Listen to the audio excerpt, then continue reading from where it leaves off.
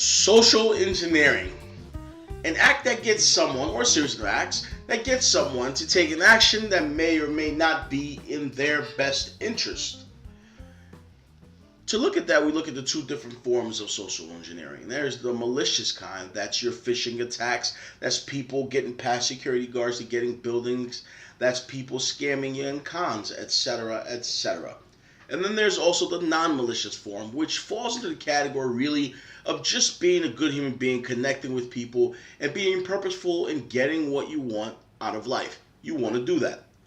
But you want to learn how to protect yourself from the malicious form of social engineering. And we're going to do that here in this video. We're going to do both of those things in this video. But we'll start with my friend Ferris Bueller. So in this, Ferris is looking for access to the restaurant. He finds that Abe Froman has a reservation for 3 people. He's going to try to steal that reservation. How's he going to do that? How's he going to get access? Well, let's watch. Hello, may I help you? You can sure as hell try. That voice is amazing, by the I'm way. Abe Froman. Party of 3 for 12. Is there a problem? You're Abe Froman, That's right. I'm Abe Froman. the Sausage King of Chicago. Yeah, that's me. Now, he doesn't believe him, which he shouldn't. Entre-nous, I'm very busy. And Why so don't you he's take going to threaten to call cops. Ferris is then going to take the initiative and say, I'll call the cops, when in reality he's just picking up one line Bonjour. and switching to another line, which this guy picks up, thinks somebody's calling. Sausage King And that's of for Abe Chicago. Abe Froman? Let me check the restaurant. Could you describe him for me, please? Leather jacket. White t-shirt, sweater vest. Uh-oh. Devastatingly handsome. Hold on one moment. Yes, thank you. Now he's concerned he might have screwed up with the Sausage King of Chicago. But wait, the other line is blinking. This kid might be playing a trick on me, he thinks. Mr. Froman, this is Sergeant Peterson, Chicago Police. And he gives him the table. I appreciate your... That was from Ferris Bueller's Day Off. Great movie. But we want to move into how that social engineering that happened there relates to you. In this situation, obviously he wanted the maitre d' to take an action, right? And that action being give up Abe Froman's seat, or Abe Froman's lunch reservation.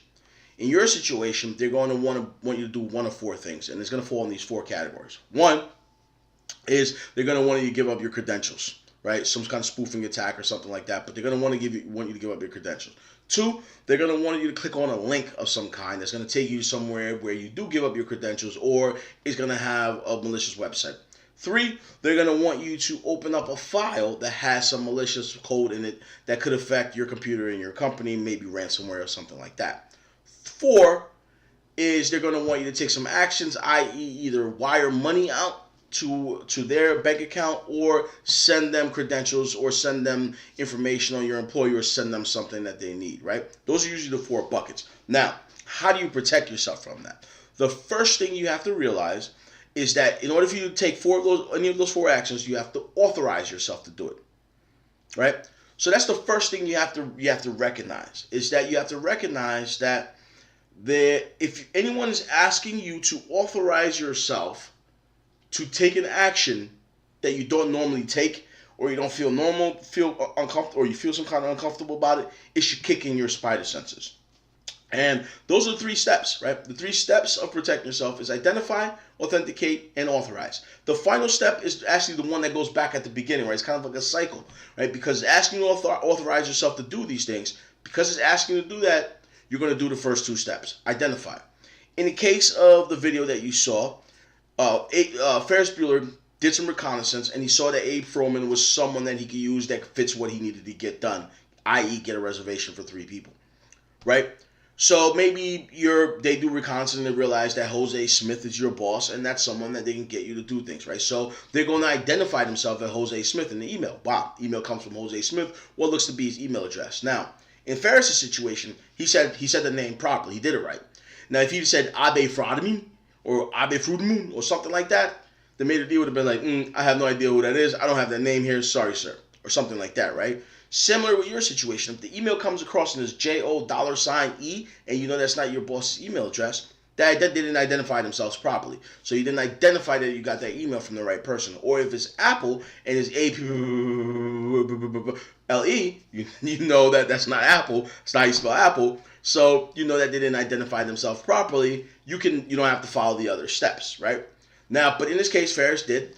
And now the other step is authenticate. How do you authenticate? The Maitre D should have authenticated through a different medium than what he tried. He said, "You're Abe Froman, the Sausage King of Chicago," which actually gave Ferris more information that was used against them later on so that he can fake himself into believing that he was authenticated. What he should have done was use another medium, aka, "Hey, let me see your ID," which is something a little different, right? And he would have been able to pull out the ID and say, "Okay, this stuff is on here. This is issued by the government. I look at you, you're that guy, that matches. Okay, you can have the seat. I can authorize myself to take the action." He didn't do any of that. In your scenario, when you get an email, you might miss the identification piece, and it might actually be JO$E, but it looks so close that you missed it. Well, then you go on the authentication. You don't authenticate to the same medium. You don't ask Ferris if he's really the Sausage King of Chicago. What you do is you get up and walk over to Jose's office or desk and say, "Hey, you just asked me to wire $100,000 to XYZ. Are you sure you want me to do that?" Or, "Hey, guy in IT, you just told me that you want me to send you my password. Did you really do that?" No. Or yes, right? And so you have to do those things. That's how you authenticate through a different medium than you got it. The reason why is because if you write an email back, "Hey, Jose, do you really want me to send this $100,000 check out?" The criminal's going to say yes. Ferris is going to say yes. He is Abe Froman. So if you go through those two paths, those two steps, then you can finally go back to, okay, they asked me to do this before. I've done some identification. I've done some authentication. Now I can authorize myself to take the action that they want me to take. And if you do that on a regular basis, you will find yourself a lot less at risk of being a victim of social engineering than you are currently. And the reason why, I want to just touch base real quick on the reason why the authentication is really important is because if my email gets compromised, right, let's say I screwed up.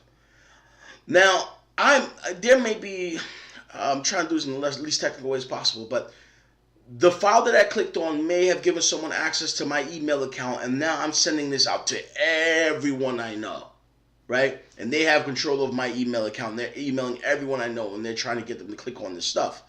If you call me and say, "Hey, I got this email from you. If you didn't click on this thing, did you really want me to send that?" "Nah, man, my email got hacked, dude, and I'm screwed right now, man." "Oh, really? Okay, I'm not gonna click on it then." Boom. That's how you know, right? That's how you keep yourself safe. So you understand that the IAA is the most important steps that you can take. It's the most important protocol that you can take to keeping yourself really safe from social engineering. Now that you know how to keep yourself safe, let's talk a little bit about some of the things that you can do to get some really cool stuff in real life. Thank you.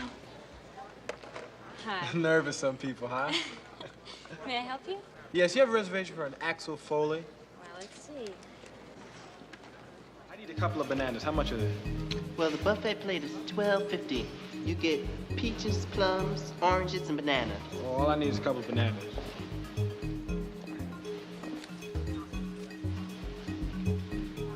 Shh. Go ahead, take those bananas.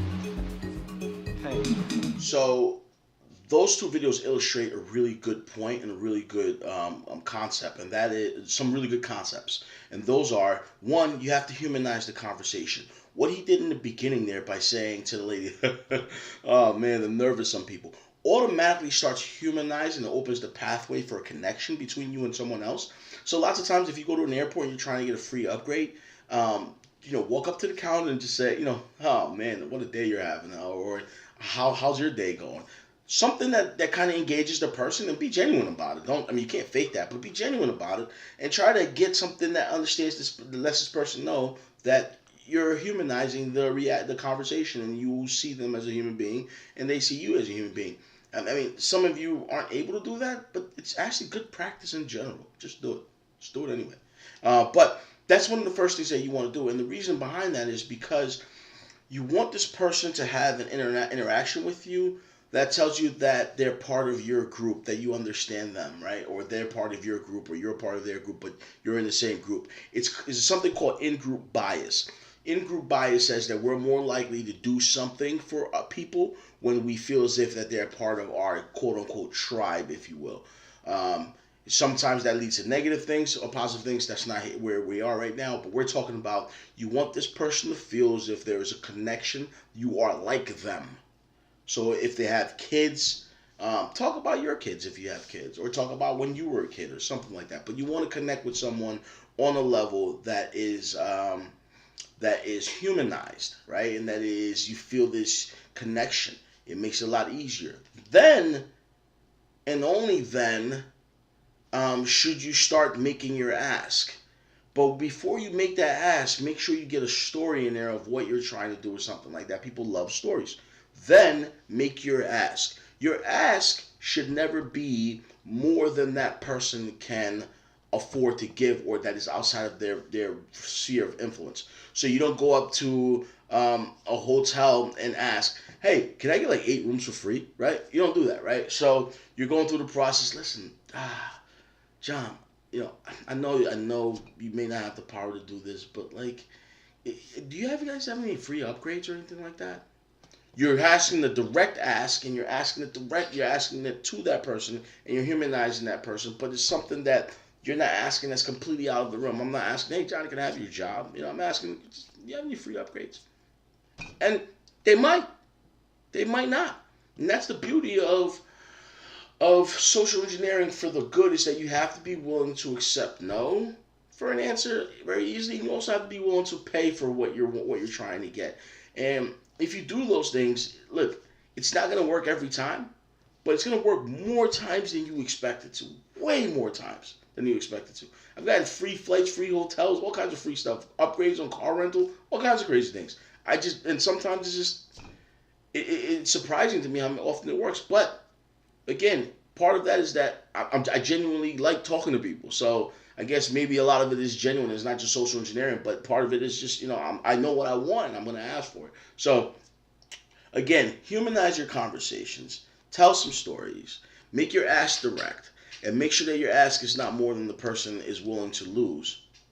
And 9 times out of 10, 5 times out of 10 at least, you're going to get what you want. All right?